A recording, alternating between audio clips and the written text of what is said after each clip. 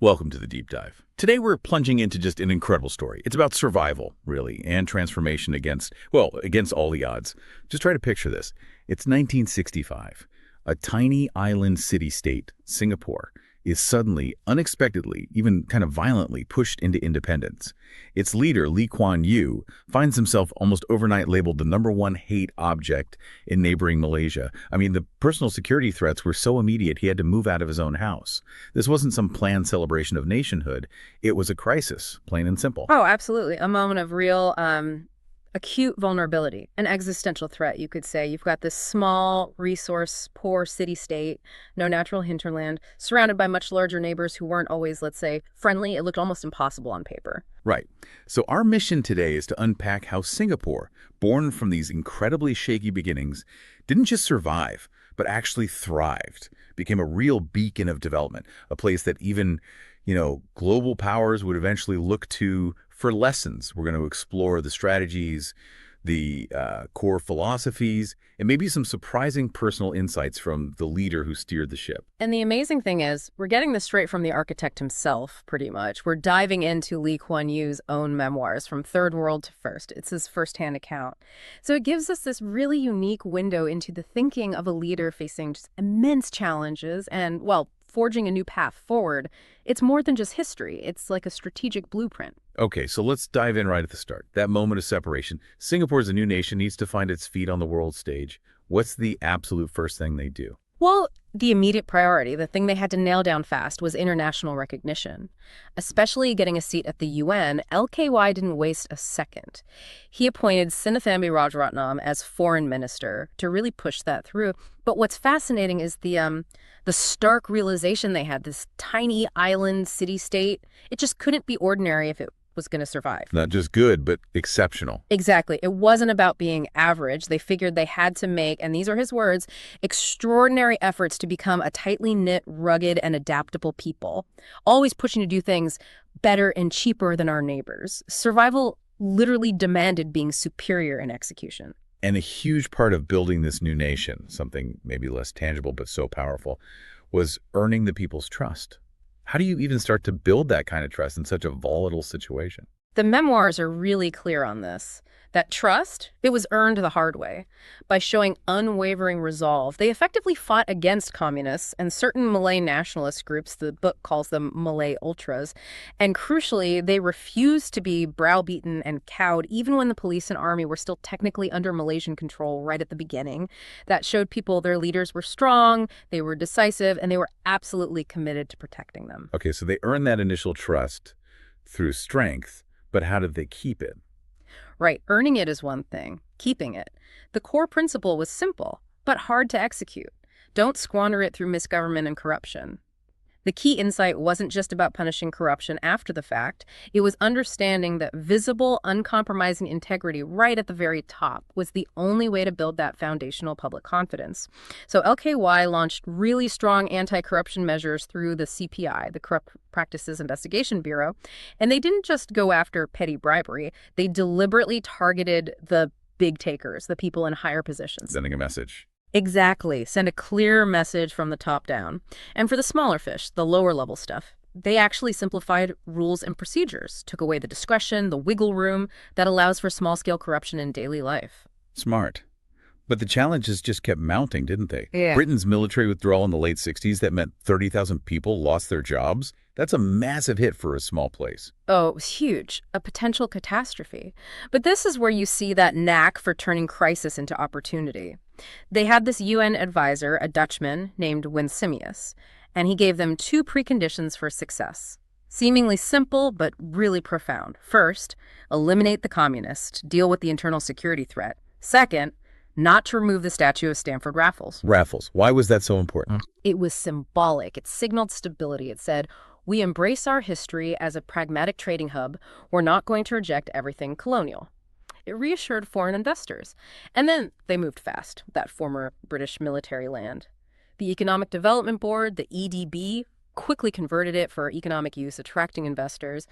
But there were doubts, about the workforce. Could Singaporeans actually do high-tech manufacturing? Right. How did they prove that? Well, companies like Philips, Rolei, even Tata from India, they didn't just build factories, they set up their own training centers. These centers essentially validated the standards of Singapore workers. They proved Singaporeans could meet international quality standards, even something as massive as building Changi Airport that was a strategic bet. The initial advice was just to expand the old airport, Paya Lebar. But LKY understood world-class infrastructure wasn't optional, it was essential for a global hub. So beyond the economy, Singapore also went down this path of what some people call social engineering. That term can sound a bit loaded. What did it mean for them, especially this idea of a fair, not welfare society? Why reject the welfare state model? Yeah, social engineering here really means using policy deliberately, systematically to shape society, to foster unity, resilience. Not necessarily sinister, but definitely directive. Their core belief, looking at places like Britain and Sweden at the time, was that extensive welfare undermined self-reliance. They felt it weakened people's drive, their productivity. So instead, they created the Central Provident Fund, the CPF. It's a compulsory savings scheme. And a part of your CPF contribution automatically went into MediSave to cover your own future medical bills. It put the responsibilities squarely on the individual, preventing over-reliance on the state. Personal responsibility is a core value. Exactly. The underlying idea was that personal stake, personal responsibility was crucial for creating that rugged, adaptable population they knew they needed. And I find this fascinating. They linked housing policy directly to national defense. They deliberately aimed to make householders become homeowners. What was the connection to security? The thinking was pretty clear. Give every family a tangible stake in the country. If you own your home, you're not just renting, you have a deeper investment in the nation's stability and prosperity. It also meant that the young men doing their compulsory national service weren't just defending some abstract idea of Singapore or the property of the wealthy. They were defending a stake in the Singapore their sons had to defend. It connects personal well-being directly to national survival. Makes sense. But that also led to some quite sensitive policies, didn't it? Like the ethnic quotas and public housing resale flats. Yes, the HDB quotas, that was definitely sensitive and controversial for some, but the goal was very specific: to prevent the reemergence of ethnic enclaves, to stop society from resegregating along racial lines, which is always a risk in a multiracial society. LKY saw it as a small cost for achieving our larger objective of getting the races to intermingle. And crucially, he got buy-in from leaders across the communities, including Malay and Indian ministers. And related to that, he was remarkably candid. The memoirs mention openly sharing examination results with Malay community leaders about underperformance in maths and science. Not to blame, but to address the issue directly, together. That kind of transparency, even on tough issues, must have built trust, too. That was the idea. Facing difficult truths openly allows for targeted solutions, rather than letting problems fester under the surface. Okay, this brings us to Singapore's reputation for being strict on law and order. You can't really talk about that without mentioning the Michael Fay case, the American teenager sentenced to caning for vandalism back in the 90s. President Clinton appealed. Singapore reduced the sentence slightly, but still went ahead with 4 strokes. What was the underlying message there?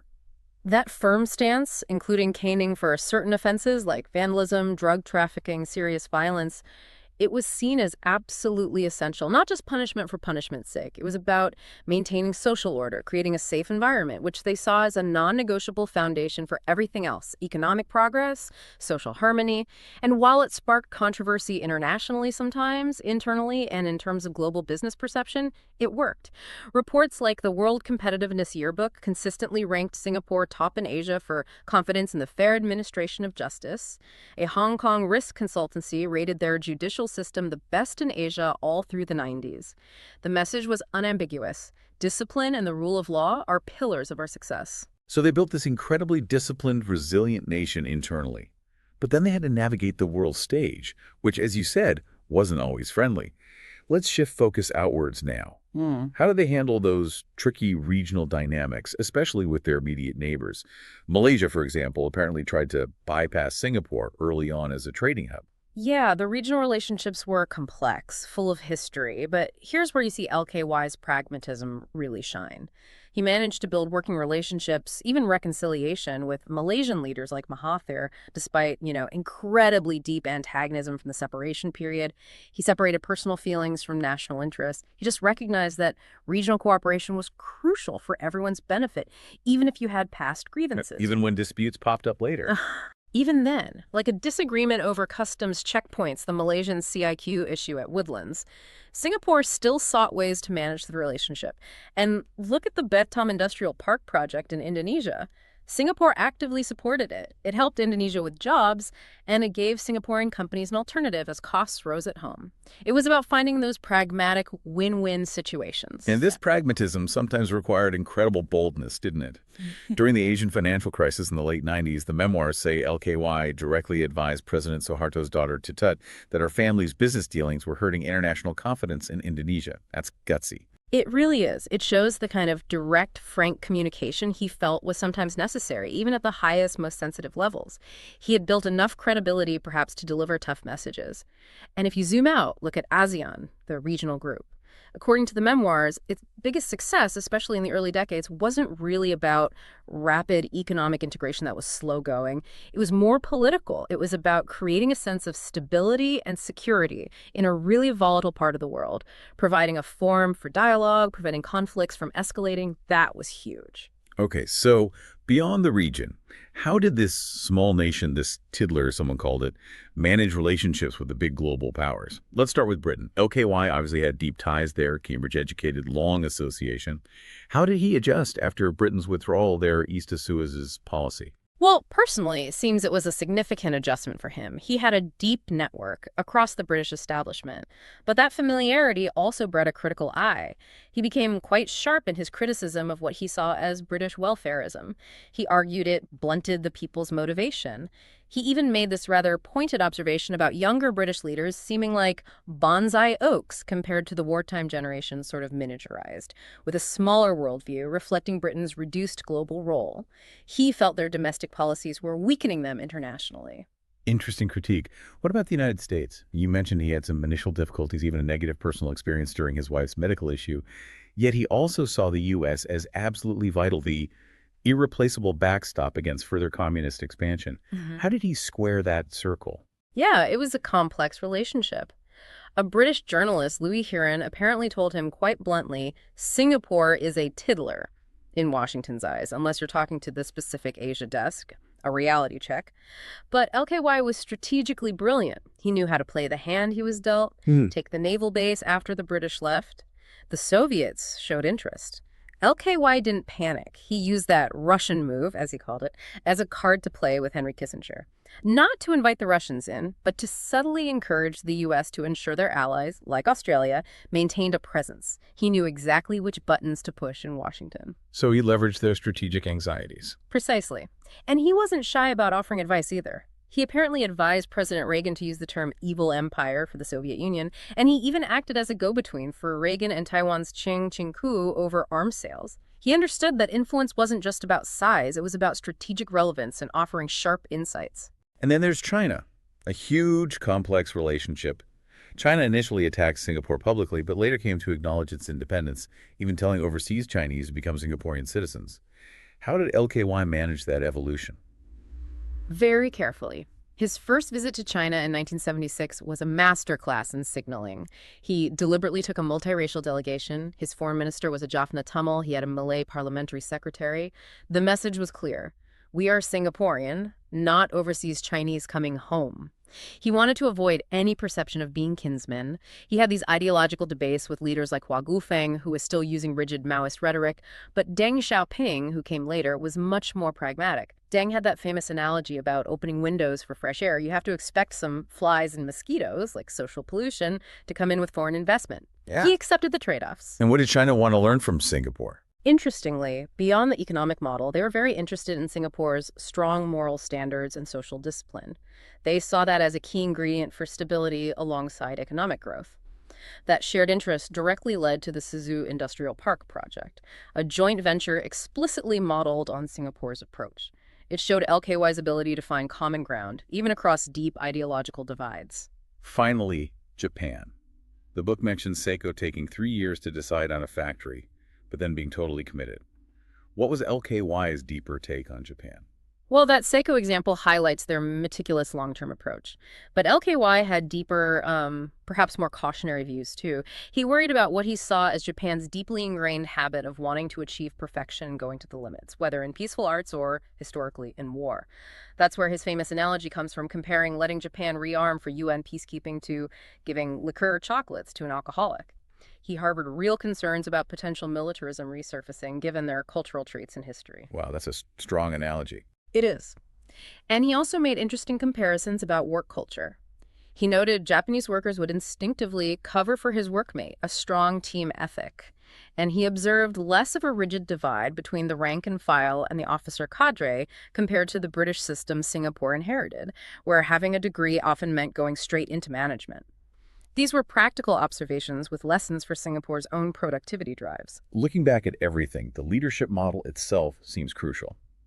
LKY is the conductor of an orchestra, keeping his core team together for decades, bound by those early struggles. What was the key factor there? LKY himself believed the single decisive factor in Singapore's success was the sheer ability of its ministers and the high quality of the civil servants. Full stop. That long-term unity in his cabinet, forged in the fire of those early crises, created incredible stability and focus. But finding that talent was a huge challenge. He points out that 3/4 of his first cabinet weren't even born in Singapore. They had to cast a really wide net, bring in the best people they could find wherever they came from, purely based on merit and commitment. Which leads directly to the challenge of succession, finding people to carry the torch. They even used psychological tests, apparently inspired by NASA after the Apollo 13 crisis. Yes, trying to identify people who wouldn't crack under pressure. It shows incredible foresight, planning for leadership continuity decades ahead. There's also a very personal anecdote about his own son, Lee Hsien Loong, entering politics. After Loong's first wife died, he was hesitant. LKY's advice wasn't sentimental, it was deeply pragmatic. He told him to stand for election immediately, not wait. Why? Because, LKY said, to succeed in politics, you have to feel deeply for people and be able to communicate his feeling for them.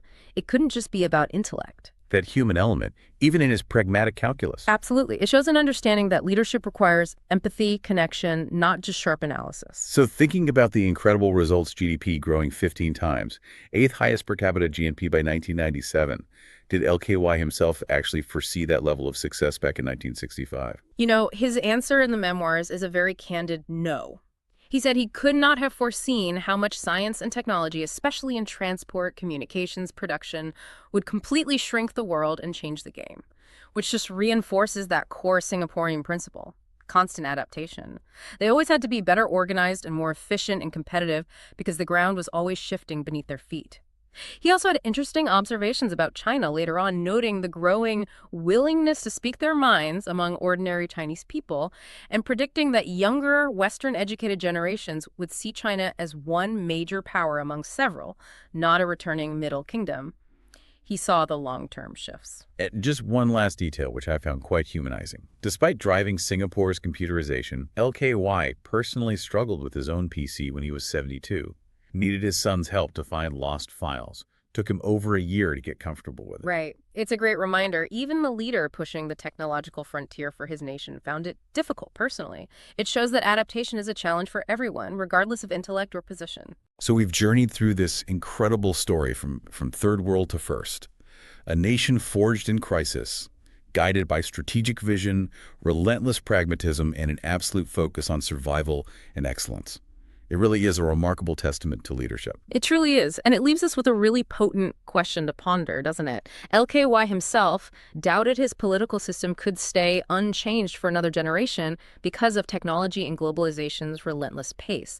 So if a nation built on such strong foundations, known for its adaptability, anticipates such deep changes, what does that mean for any country today? How do you balance that rapid global flux with your own core values, your own identity, and maybe even for us as individuals, how do we prepare ourselves for a future that seems increasingly unpredictable?